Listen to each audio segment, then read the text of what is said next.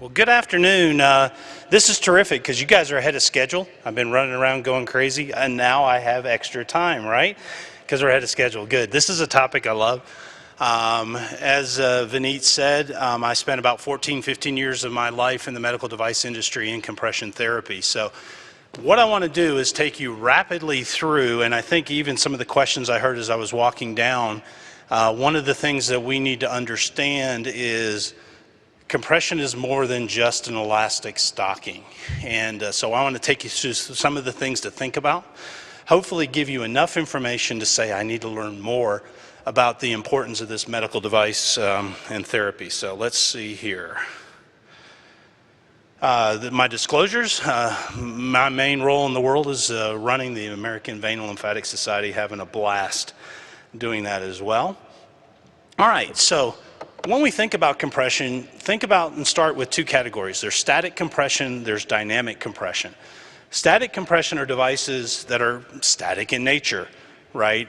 They provide a fixed level of compression. So an elastic compression stocking, right, it's 15 to 20, 20 to 30, 30 to 40, right? It provides a static level of compression.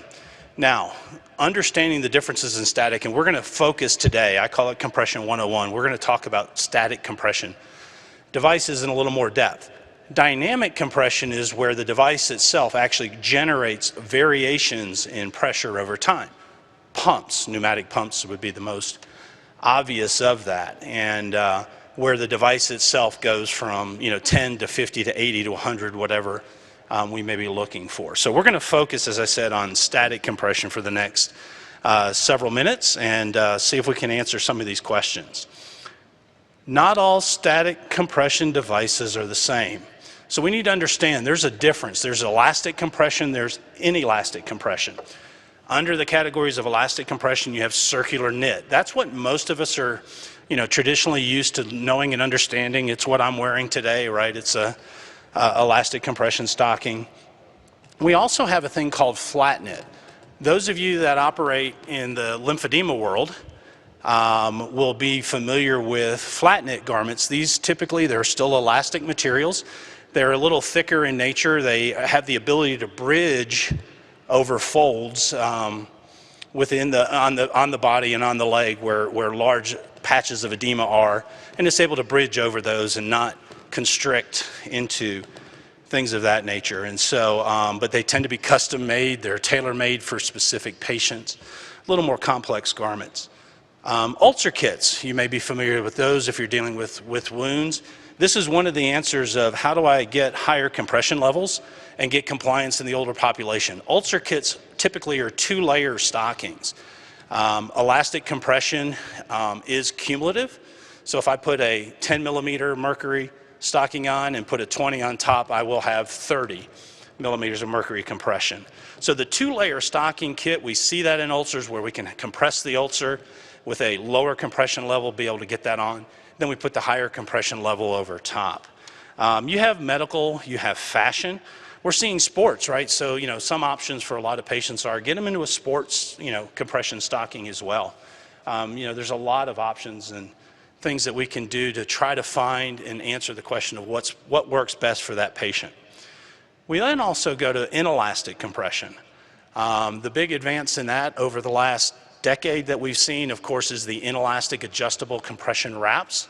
They've actually been around for about 30 years, but really became mainstay about 10 years ago, and it's a replacement for bandages. These are the Velcro devices that are, able to go around. So again, another opportunity for the geriatric patient that we need to get higher levels of compression from a therapeutic perspective is put them in a wrap. It is something that's easy to do. You wrap it around, you're not having to try to pull up and over the heels.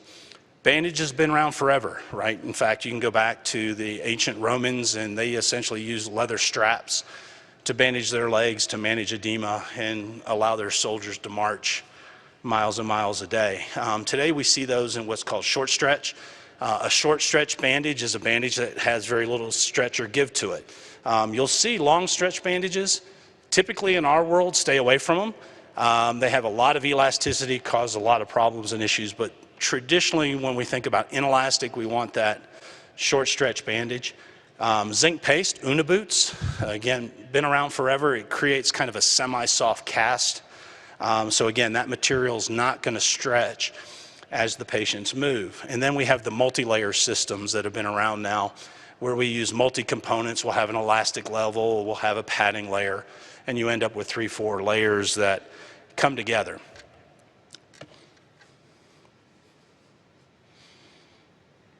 So the question is, what type of compression is right for you? And that you is our patient. And so we need to be able to look at, assess, understand where the patient's at, what's the compression levels that we're trying to apply, and then make decisions. Do we want an elastic medical device? Do we need an inelastic? Are they able to use it? Do we need 2 layers? Do we use a wrap? You know, and try to figure out what's the right compression device for that particular patient based on their conditions as well. Now, real quick, and I won't spend a lot of time on this, but there's a lot of metrics we use in the compression world to understand what the compression is doing on the limb and how it acts and how it behaves. And these are, you know, dynamic stiffness index, static stiffness. Walking amplitude, that's the number, you know, I want you to see, and that's, we're going to see some curves real quick where when we put a pressure sensor between the compression device and the leg and the patient moves, what happens to that absolute pressure underneath the stocking? And that's how we can understand the difference in an elastic system versus an inelastic system. Circular knit compression, again, this is the largest probably form, what we're most comfortable with, what we typically see. They're round knit, circular knit, they're typically ready-made. You know, they have very elastic properties. That fabric will stretch quite well. Typically made of nylon and spandex. And they have fixed compression levels. Now, one thing to understand in the global world of compression stockings is we have classification systems, and depending on where your stocking is being manufactured and supplied from, the actual pressure levels may be very different. So a Class 2 product in Germany versus a Class 2 product in France has a very different level of compression. Now, when you see those pressure levels on a particular product, what you need to understand, that is the average pressure for the average size ankle, and it's at the ankle of the stocking. It is not the pressure between the ankle and the calf. It's the average pressure that that stocking is going to provide at the ankle on an average size ankle. The US many years ago did a really nice job of kind of standardizing, so we typically see most of our elastic products in the 15 to 20, 20 to 30, 30 to 40, 40 to 50 kind of range. Indications, pretty much most venous disease, mild to moderate. If we have moderate edema, venous edema, typically lymphedema, and at any level of severity, we're going to want to stay away from. Circular knits, this is where we tend to move into the more the flat knit. And again, we're worried about constriction where that stocking may, you know, get into the folds of the limb as well. We've used them in post-ablation recovery, exercise recovery, prevention of DVT, etc. Now, this is the curves that we were talking about. And you see the yellow line going across there. This is the walking amplitude, is the difference in pressure where we start to see. So the way the curve is, they're laying down. The first part of the up and down we see is where they are in a standing position, and then we have them actually walking. And you can see the pressure under the stocking, and it's because it's elastic. So as your calf muscles move, as the patient moves, that elastic moves with the patient. So the pressure underneath doesn't really change. It's steady at whatever dosage was applied. 2-layer stockings, as I mentioned previously, these are our ulcer kits as well. When we think of elastic compression, it is cumulative. So this is a great way to get to higher pressures, and when we're trying to treat particularly venous ulcers and these kinds of things where we know we need a 30 to 40 or 40 to 50 millimeter of mercury compression at the ankle. And so we can layer those. So 15 on the bottom, 20 on the top, we get 35 to 40 over top of that. So that's good to know and understand. Now, when we think about a two-layer compression system versus a single layer, you can see on the left the two-layer that walking amplitude, right, when the patient's moving, the pressure is actually very dynamic underneath, and it creates a pumping effect, right? And this actually allows us to get a better result in moving edema out of the limb, out of helping our venous system as well move, where the walking amplitude of a single layer is flat. So two elastics make a more inelastic system. Flat knit compression I've talked about. The biggest deal here is it's thicker, it has a little more wall stability, and it's not going to tend to constrict into the folds of the limb. Typically here we're looking at moderate to severe lymphedema, also lipedema patients that really need support, as well in severe venous disease, and again, where we see obesity, in particular where we know the pressure elastic would work from a therapeutic perspective. However, a single circular knit stocking is going to create all kinds of problems with the obese patient. So flat knit is often a good alternative for those patients. Flat knit garments, while they provide this rigidity, they are elastic. So you see a fairly steady compression level under those. So even though it may feel thicker, heavier, the way it performs on the limb, the type of compression is a very flat, uniform compression, regardless if the patient's standing, walking, running, doing whatever. Mentioned the adjustable compression wraps, right? These are the Velcro wraps invented many years ago and now available at all major manufacturers, and this really gives us something where the patient doesn't have to deal with the difficulty of donning and doffing, getting that compression on. They can wrap it around the limb, they can make adjustments to the compression level, and they can set that to where you would want that to be. Again, we'll see this in moderate to severe lymphedema, lipedema, ulceration, definitely our elderly population that will have difficulty dexterity if there's arthritis problems in the hands. Those kinds of things gives you a great alternative. Thing to know about inelastic compression wraps is typically they're inelastic in nature, so they create that pumping effect underneath. So as the patient moves, even if it's just simple dorsiflexions of the foot, the pressure underneath the garment will actually go up and down as they move and give you that pumping effect. This chart compares an inelastic on the left versus your two layers. So single layer circular knit, very flat curve. If we double it up, it becomes a little stiffer, we'll call it. And so we start to see this pumping effect. Go to an inelastic wrap and we can see a great increase in that. And that dynamic effect that's underneath this static garment is very, very therapeutic and again, helping us to control and reduce edema and manage that. Of course, compression bandaging. For the most part, we are really only seeing bandaging used in the acute phase of lymphedema now. And also a lot of wound care centers are still using compression bandages for treating venous leg ulcers and all of that. And as mentioned, there are short stretch bandages, there's long stretch bandages, you've got the zinc paste bandages, the multi-component bandages as well. Now these systems, particularly like a zinc paste, I mentioned, an Uniboot, right, kind of forms that soft cast on there, very little stretch in it, so as the patient moves underneath, you're going to see that increase and go.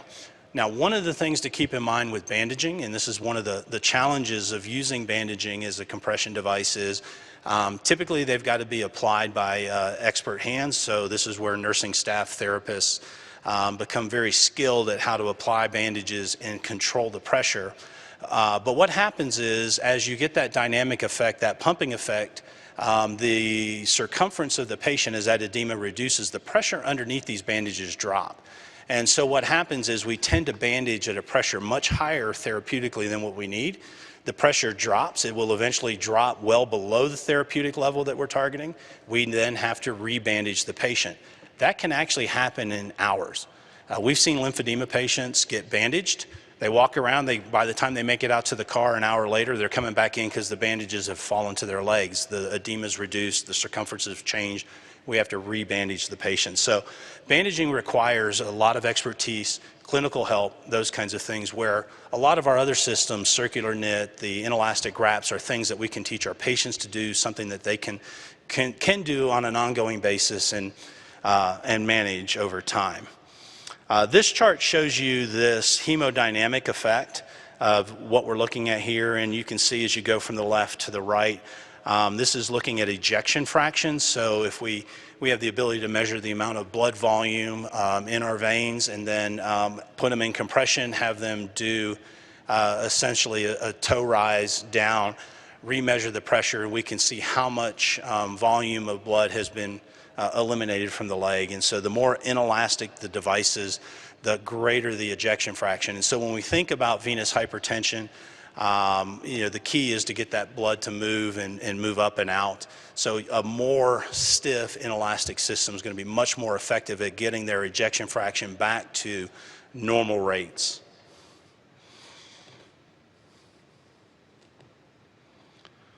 So I want to wrap up with the question, right? Which type of compression device should I prescribe? Thinking about the material, do I need elastic compression? Would inelastic compression be better or not? Understanding those differences. Therapeutically, the thing to remember about compression, even if it's just a simple single layer elastic compression stocking, these are medical devices. They have very good therapeutic efficacy, and so choosing the right material is where I recommend you start. Now, of course, knowing the dosage that I want, do I need 20 to 30 millimeters? Do I need 30 to 40?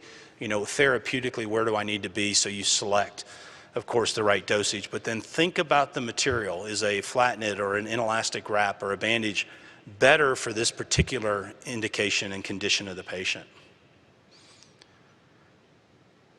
What amount of compression is appropriate for this patient? What's the dosage that I need to do? And if you think about any other medications that you might provide patients, right, you think about dosage, how many milligrams of a particular active ingredient do I need the patient to have? What's the duration of use, right? Is it, only daytime, night? Is it nighttime only?